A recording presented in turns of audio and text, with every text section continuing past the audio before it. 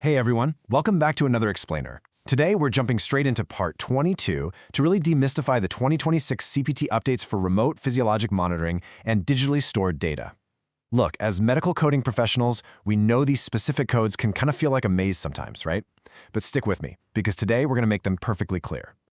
Here's our roadmap for today. We're going to cover an RPM overview, device setup and supply, data collection, self-measured blood pressure, and finally, treatment management. Let's get right into it. Section 1. RPM Overview. Let's look at the foundational rules for 2026. So what exactly falls under remote physiologic monitoring, or RPM? We're talking about tracking specific physiologic data, things like weight, blood pressure, pulse oximetry, and respiratory flow rate. But here is the absolute crucial point you cannot miss. These services require the monitored devices to be FDA-defined medical devices, and they absolutely must be ordered by a physician or a qualified healthcare professional. You can't just use, say, a standard consumer smartwatch that a patient bought at the mall. It literally has to meet that strict FDA definition and be formally ordered. Basically, the whole RPM patient journey follows 3 distinct steps. Step 1, the provider orders the equipment. Step 2, the patient actually receives the initial setup and education. And finally, Step 3, the device begins monitoring and transmitting that data back to us. Understanding this simple 3-step flow is absolutely essential for mapping your CPT codes correctly later on. Moving on to Section 2, Device Setup and Supply. This is all about starting the episode of care. Okay, so think of CPT code 99453 as your starting block. This covers the initial setup and patient education on how to actually use the equipment. It's a foundational step, and this is super important. It is reportable only once per episode of care. You build this the moment the monitoring service is initiated. Simple enough, right? Now, here's where we see a major update regarding supply days, and you really need to contrast these two. You must clearly distinguish between CPT 99445 and CPT 99454. 99445 is what you use for device supply with daily recording or programmed alerts for 2 to 15 days in a 30-day period. Contrast that with 99454, which you use when that device supply and recording hits 16 to 30 days in a 30-day period.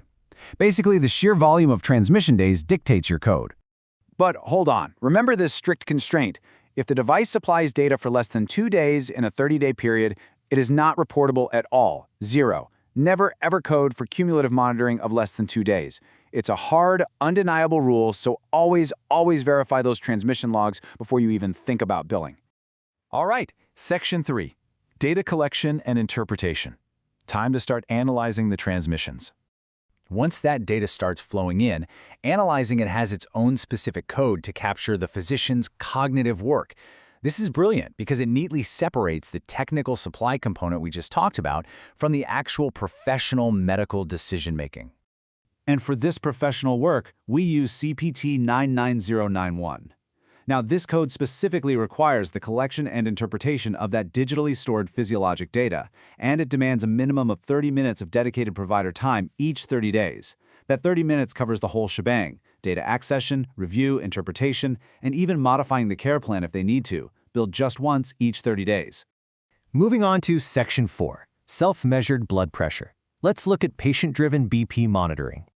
Now you might be wondering about blood pressure. The CPT guidelines actually carve out special codes for when patients are actively measuring their own blood pressure using a validated device.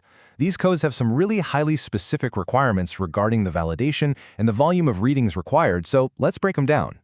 So here's how you split them up. CPT 99473 covers the device setup and patient training, specifically ensuring the validation of clinical accuracy for that device.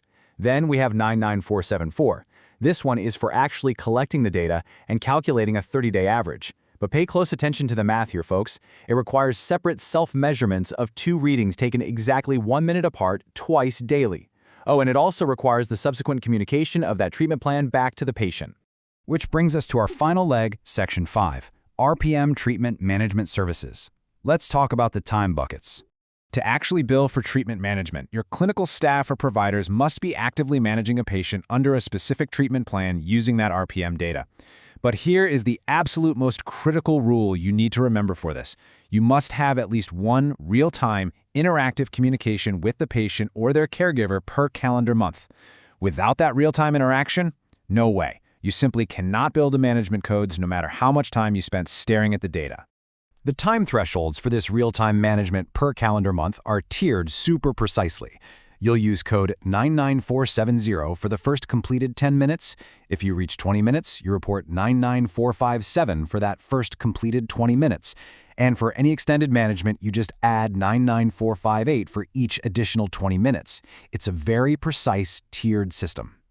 So as you can see, straight from the 2026 manual, these time codes ensure that active management of the problem is accurately captured based on the exact minutes spent by the clinical staff or the physician. These thresholds are basically there to make sure you're billing accurately for the specific level of care provided. But please pay extremely close attention to this strict constraint. You absolutely cannot double count clinical staff or provider time across other care management services in the same month. I mean it. If you're billing chronic care management, principal care management, or transitional care management, the minutes spent on RPM must be kept entirely separate. Clean, independent time tracking is literally mandatory for compliance here. So, are you ready to compliantly map the RPM patient journey in 2026? By keeping everything separate, your setup, your supply, the data analysis, and the active management time into their proper buckets, you are now fully equipped to code these RPM services accurately without falling into any of those tricky compliance traps. As wearable technology continues to explode out there, how do you think these CPT codes will evolve to handle continuous, AI-driven data streams in the years to come? Definitely something to think about as you code this week's charts. Don't forget to like, share, and subscribe to Decode Healthcare with Harshal.